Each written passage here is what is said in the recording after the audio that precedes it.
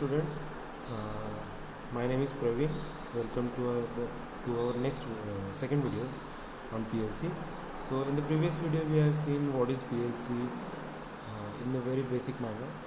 What we have seen what is PLC, full form of PLC, its application, block diagram, and it's some applications, right, with some examples. In the in today's video we will discuss in bit detail all the points which we have covered in the previous video. So starting with the point, what is PLC? PLC stands for Programmable Logic Controller, right? It is a controller which can be logically programmed,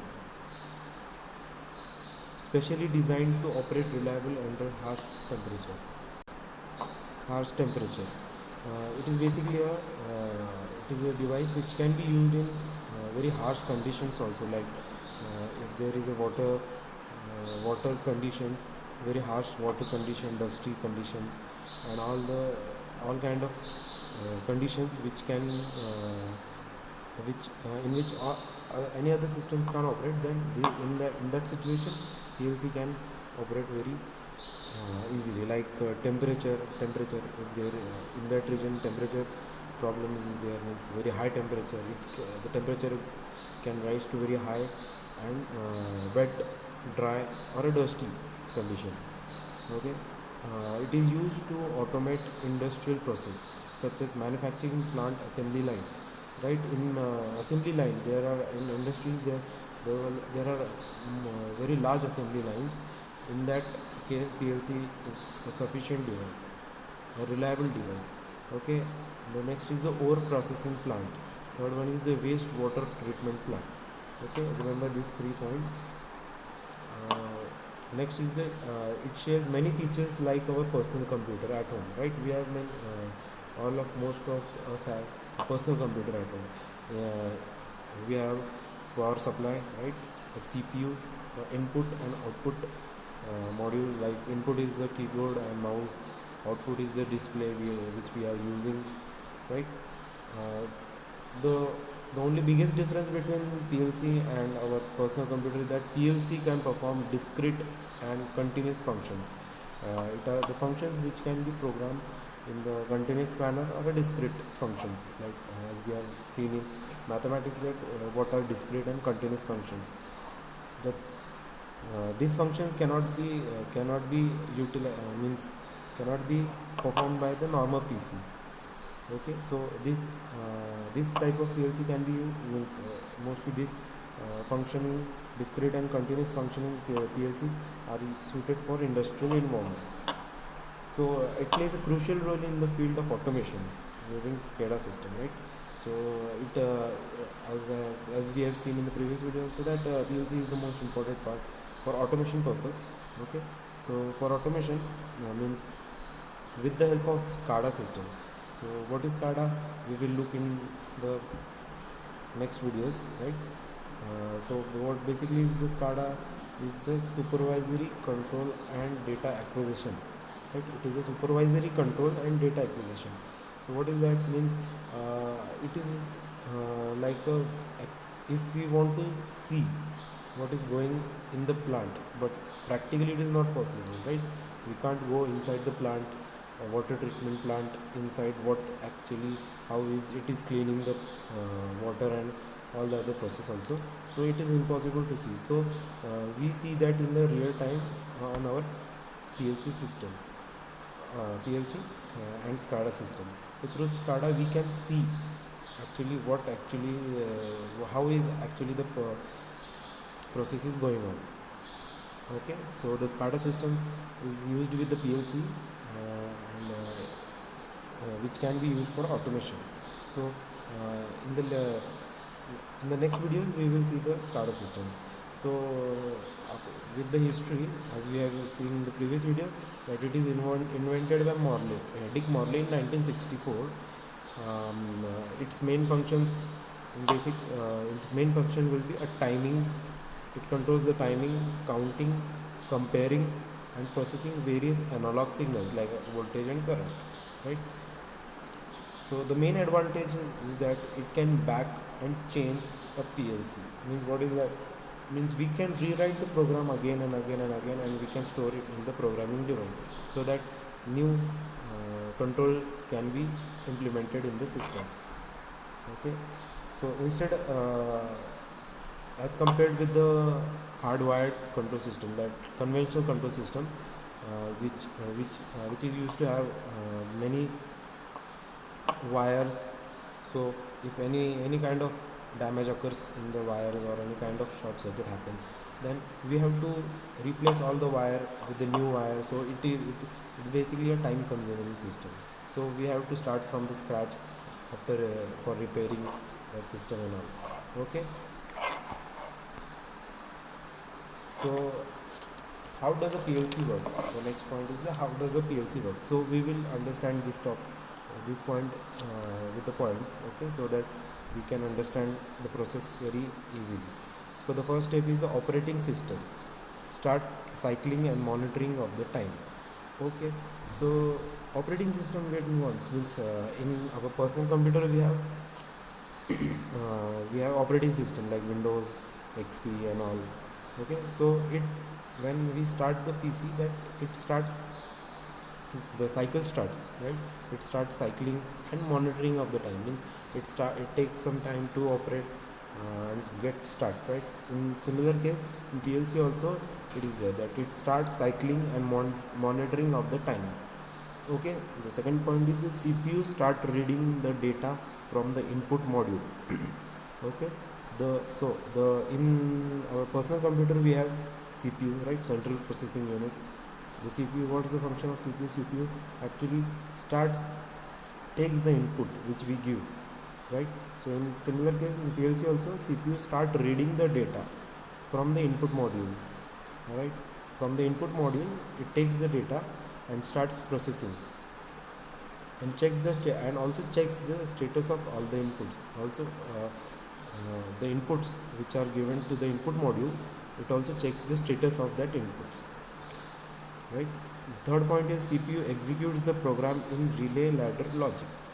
Okay, means how actually the program is executed, means how it is decoded, in short, in a very simple manner, that how actually the program is executed. So CPU executes in PLC also there is a CPU actually executes the program, the processor executes the program in relay ladder logic.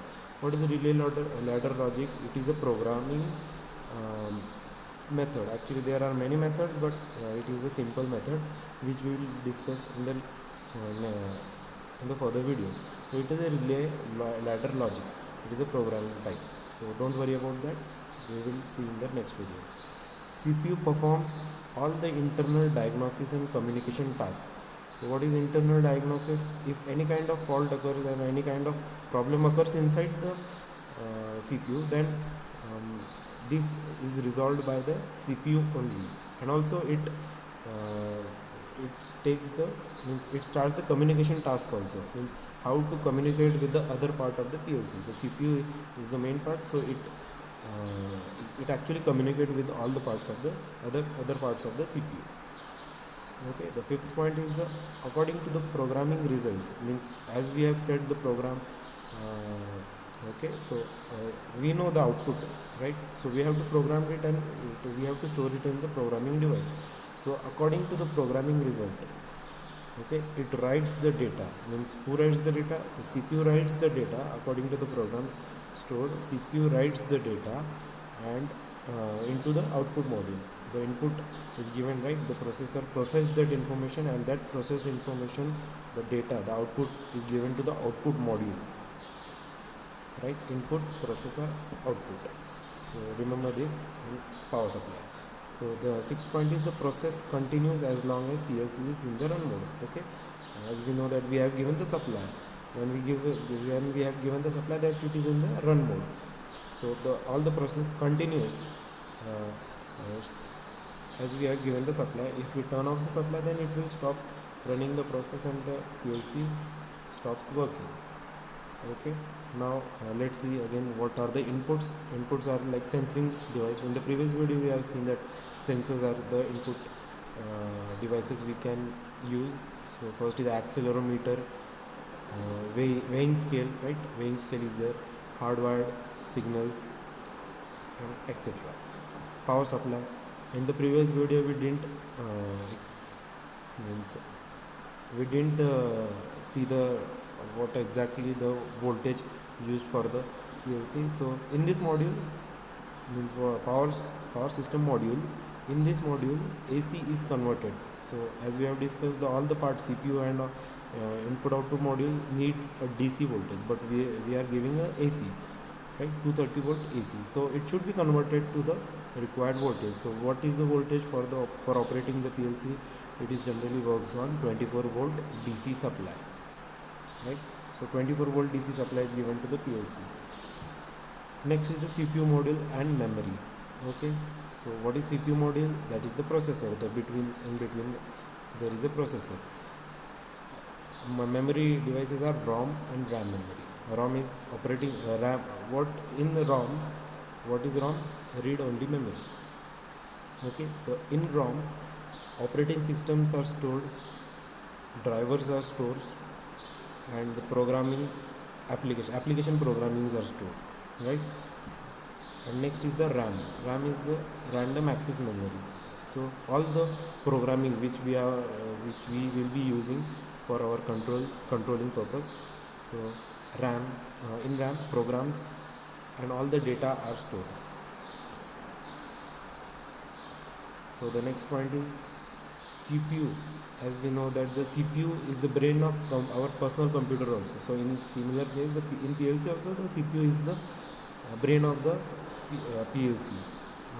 So it is of the type octal or hexagonal. So we will see in the next video. It is basically a microprocessor based CPU, right?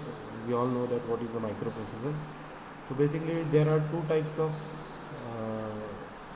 processor, okay, which can be incorporated with the PLC. There are actually two types of processor, mostly a single bit, okay, or a word processor.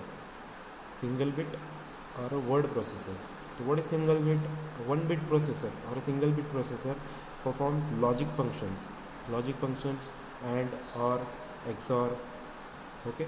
So that type of functions is performed by this single bit processor. And word processor, word processor used for performing the processing text, numerical data which we enter the data, okay, controlling and recording data. So all this data is stored in is performed by the single bit processor. So in short, what is processor? It is actually performing the program stored, right? So as I have said in the previous video that if we have to add A and B, A is some value, B is some value, we have to add that value, right? So for adding that value, processor is needed. So processor is of two types: 1 bit processor or a single bit processor or a word processor, okay. Next is the PLC input module, right? In the previous video we have seen very little about the input module. In this video, in short only, but in expandable manner, we will discuss what is the input module, right? The input module consists of 4 main functions. Input module has 4 main functions, right? The first is the input module receives. The input module receives signals from process device at 240 volt, right? As we have said that as we have seen in the previous part also, that input given by the system is 230 volt. We have to convert it into 24 volt, okay, 230 or 240 volt. So this signal is received at input module in the at the 240 volt AC voltage. Okay, now what is the function of input out module? It also converts the input signal to 5 volt or 24 volt according to the requirement, okay. It converts the input signal to 5 volt, okay, that can be used by PLC. So it can be the 5 volt is used by the PLC, 5 volt DC, with the help of bridge rectifier. In detail, let's see also the diagram, right? On the left we have AC input signal, bridge rectifier. It is used for converting the 240 volt or 230 volt AC into DC, into 5 volt or 24 volt, okay. That this voltage is converted to 5 volt or 24 volt, and it is given to the Zener diode. So what is Zener diode? Why it is used? It is basically, it converts into very low voltage value. Okay, it converts the voltage into very low voltage value, which that voltage will glow a photodiode, means it will glow the photodiode. Okay, that diode will glow and it will start illuminating, right? After that illumination, the process continues, right? In detail we will see in the next video. So this Zener diode, and actually the input output it has basically two parts. See, the power part and the logic part. Okay, the power part and they both are, the power parts and logic parts are actually isolated by the isolator. In between there is an isolator, right? And that logic part actually performs the logic functions, and here is the, and about that logic block there is a glow, means a light bulb which glows, that input has been received, and it is given to the processor with 5 volt DC. Okay, so it is a very basic diagram, you can very easily understand. Okay, so let's see through the points again. Input module receives signal, right? Process device at 240 volt AC. Okay, 240 volt is received, then it converted to a signal to 5 volt DC that can be used by PLC. Okay, 5 volt is then converted, then isolator block is used to isolate, prevent. Okay, isolator is used actually for prevention and isolation from undergoing fluctuations. If any kind of fluctuations happen, then the logic block will be safe from any kind of fluctuation. Signal, then the fourth one is signal sent to the output end. That is the, we have to from input module, we have to give this voltage or signal to the output to the PLC. Okay, next is the output module. So the output module, it is the reverse process of the input module. Okay, so remember the input module very clearly, and just we have to reverse the process. Similarly, reverse that process.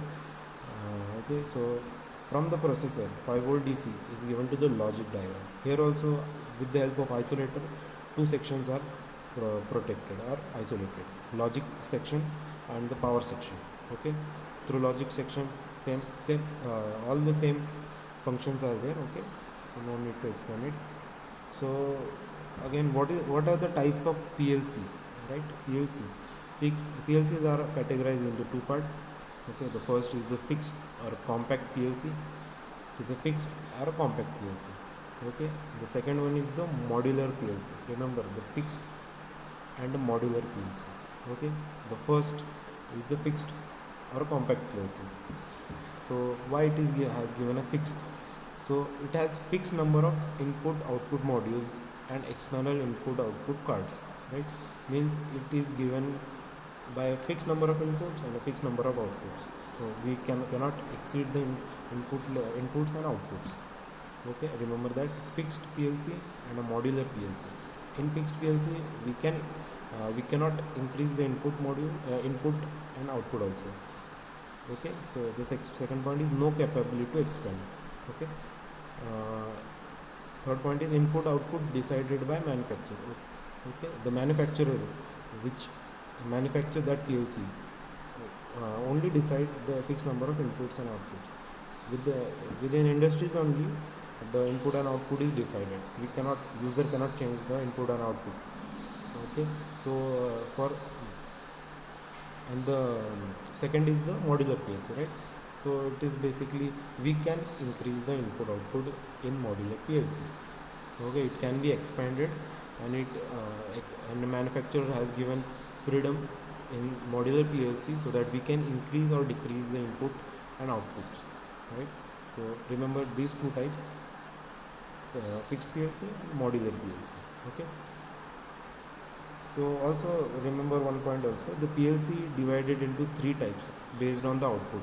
As the output we are getting, so according to what type of output is we are getting, it is divided into three parts: relay output. Okay, with the help of relay, the output is taken, transistor output or a triac output. Okay.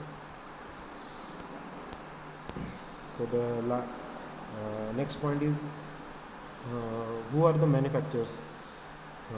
How many manufacturers are there who prepare the PLC? So as we have know that Allen Bradley is widely used, right? ABB, Siemens, Mitsubishi PLC, okay? Hitachi PLC is there, Delta PLC, General Electric.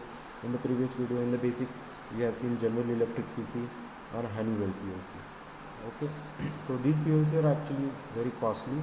So many more bigger industries can only buy this kind of PLC. Okay, so the last point is the PLC application. So in the previous video we have seen some applications. Now there are 5 more applications so that you can easily remember this. The process automation plant. What is process automation plant? Like mining, oil, gas. Okay, these are process automation plants. Mining industry, or we can remember mining industries, oil industry, gas industry. Okay, and some delicate industries, like delicate means they prepare very delicate materials like glass is a very crucial and also a delicate part. Glass industry, right? Paper industry, very important. Cement industry, very important. So and in thermal power plants, in boilers, PLCs are used. So these are some applications. Remember mining, oil, gas, glass, paper industries, cement industries, and boiler industry. So these are some points about PLC, right? So let's see some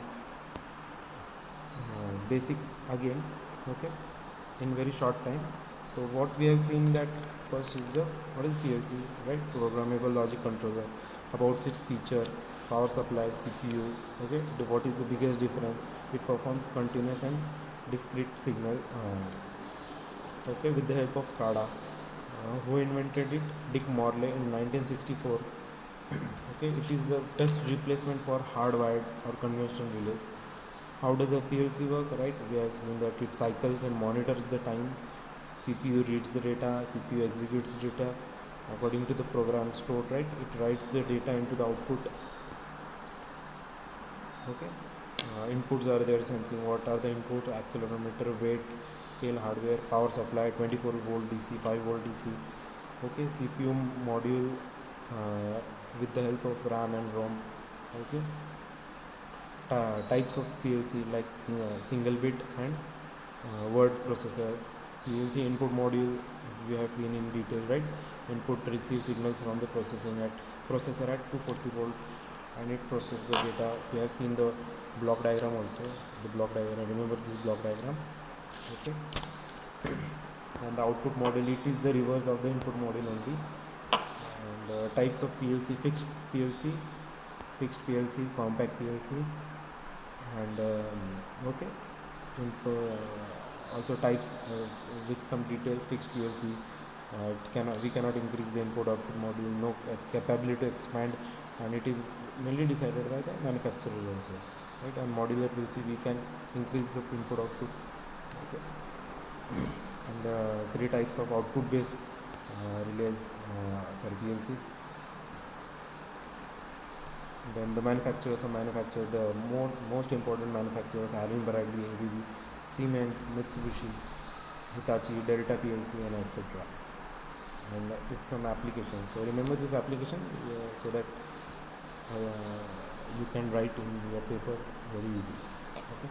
So that's all in this video.